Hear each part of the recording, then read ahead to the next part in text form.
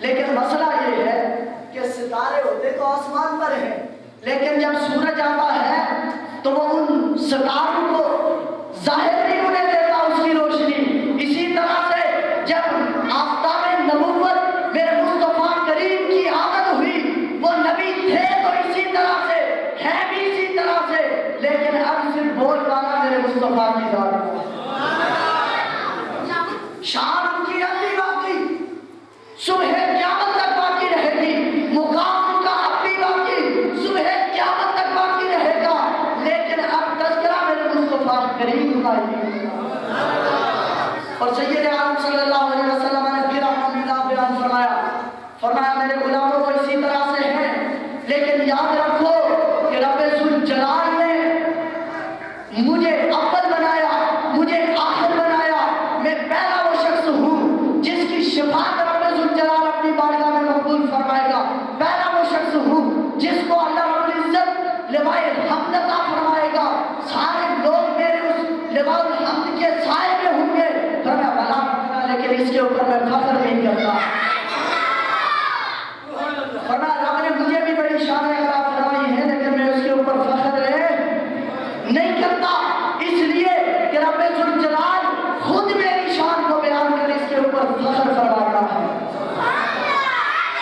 رب ذوالجلال میری آمد کا تذکرہ کر کے، میرے مقام کو بیان کر کے خود اس کے اوپر فخر فرماتا ہے، تو پھر میرا فخر کرنے کی ضرورت ہی کیا ہے؟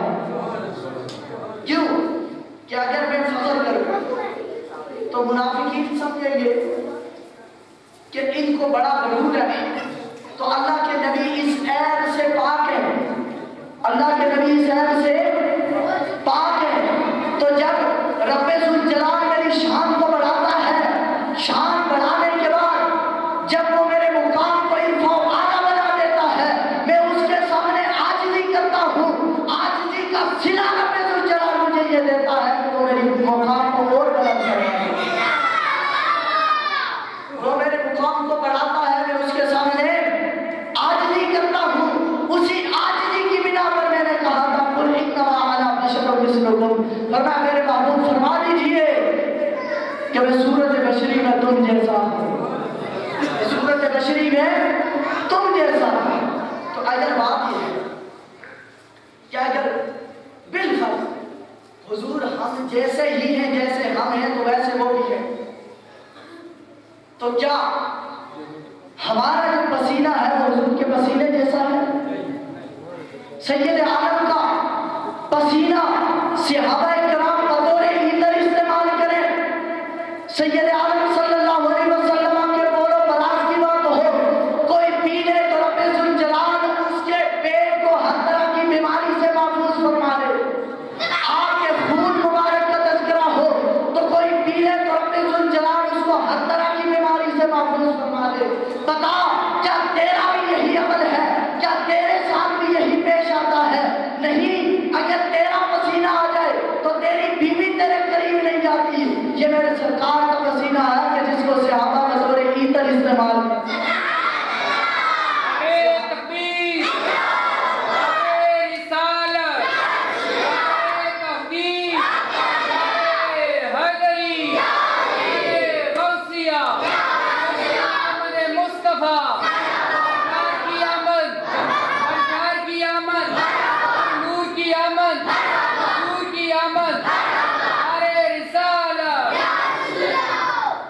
تو بات میں کر رہا تھا ضمن بات نکل گئی مصریت کی، تو اگر کسی کو کسی چیز کے ساتھ تشبیہ دی جائے گا تو وہ تشبیہ بالکل الوجوہ نہیں ہوتی، ہر اعتبار سے وہ بات مکمل پوری نہیں آتی۔ کیسے کہ کوئی آدمی اگر بہت زیادہ بہادر ہو تو ہم اس کو کہتے ہیں اور تو بڑا شیر ہے ہوئے، کہتے ہیں اور تو بڑا شیر ہے، تو کیا آپ میں سے کوئی اٹھ کر اس کی دھن تلاش کرنا شروع کر دے گا یا اس کی ٹانگیں چار دیکھے گا؟ بات یہ نہیں ہے، بات یہ ہے کہ شیر کی بہادری مشہور ہے تو اس لیے اس مشہوری یعنی اس بہادری کی مشہوری کی بنا پر اس کو کیا کہا گیا؟ شیر کہا گیا۔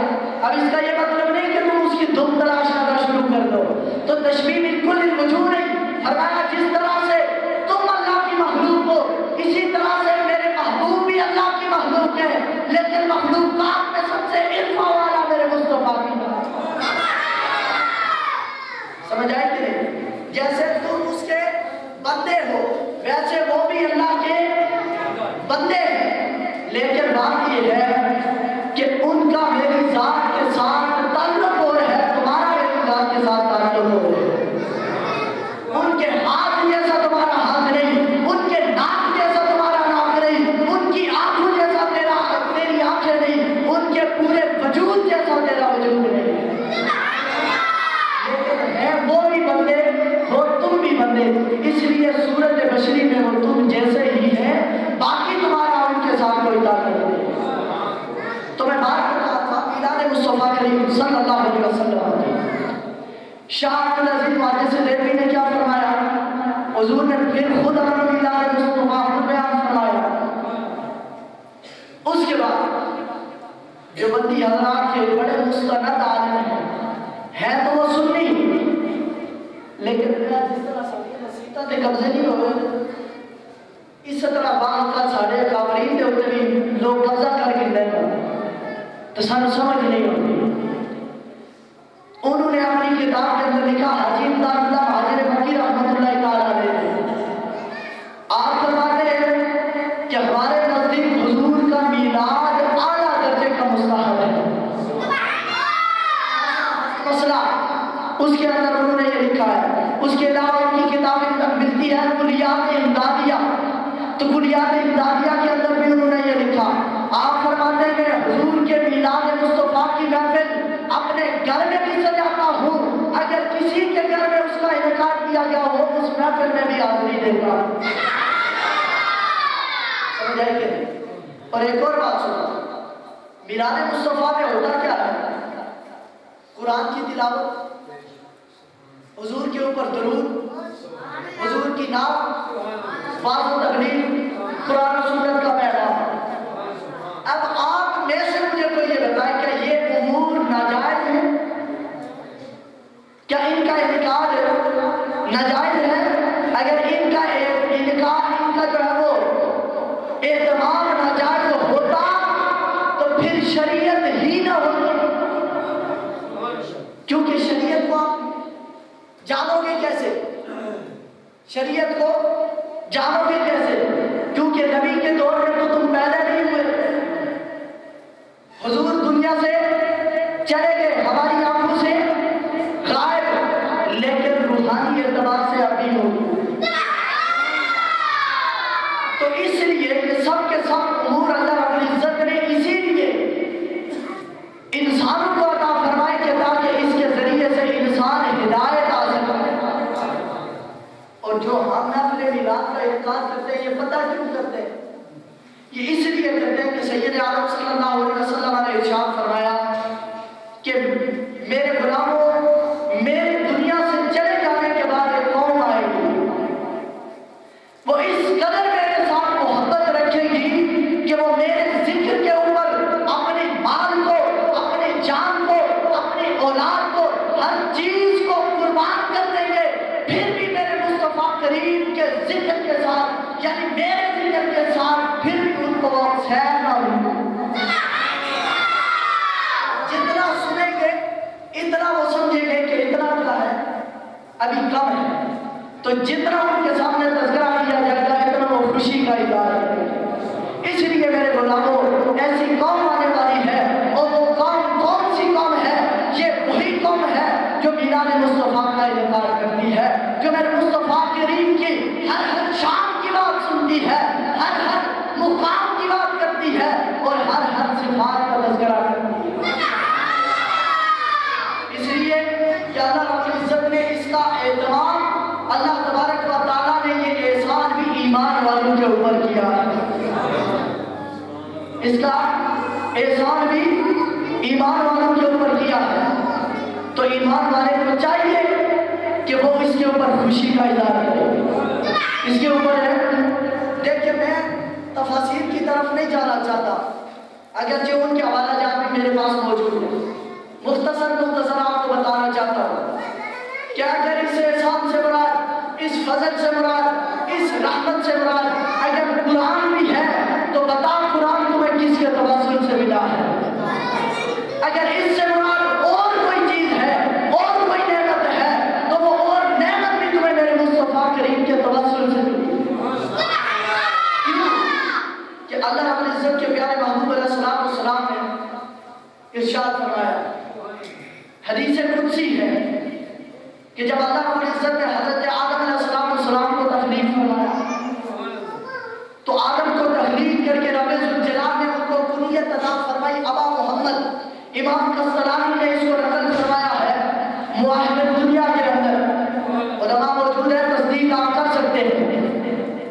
جب حضرت سیدنا آدم علیہ السلام نے اپنی کنیت ابا محمد سنی تو آپ نے رب ذوالجلال کی بارگاہ میں سوال فرمایا، اے میرے مالک و مولا لما کنیتی ابا محمد، اے اللہ تو نے میری کنیت ابا محمد کیوں رکھی؟ کیونکہ ابھی میری کوئی اولاد تو پیدا نہیں ہوئی، تو میں ابو محمد بنا کیسے؟ فرمایا اے آدم ارفع رأسک، اے آدم ذرا اپنے سر مبارک کو اوپر اٹھائیے۔ جناب آدم علیہ السلام نے اپنے سر مبارک کو اوپر اٹھایا، آپ فرماتے ہیں فرائیت نور محمد صلی اللہ علیہ وسلم، میرے جناب رسول اللہ کے نور کو دیکھا۔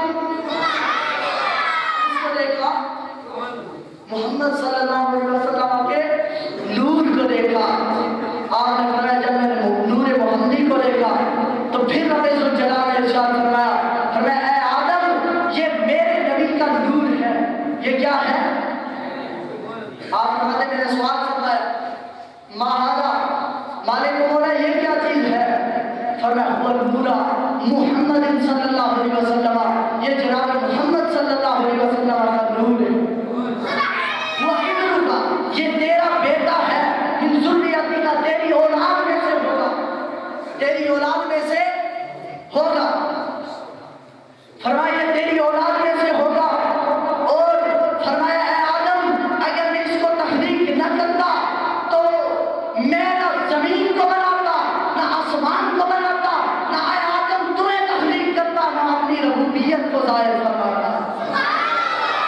تو پتہ یہ چلا کہ اللہ رب العزت نے مخلوق کو بنایا، کائنات کو بنایا، زمین و آسمان کو بنایا، انبیاء کرام کو بھیجا، تو یہ میرے مصطفیٰ کریم کی وجہ سے بنایا ہے۔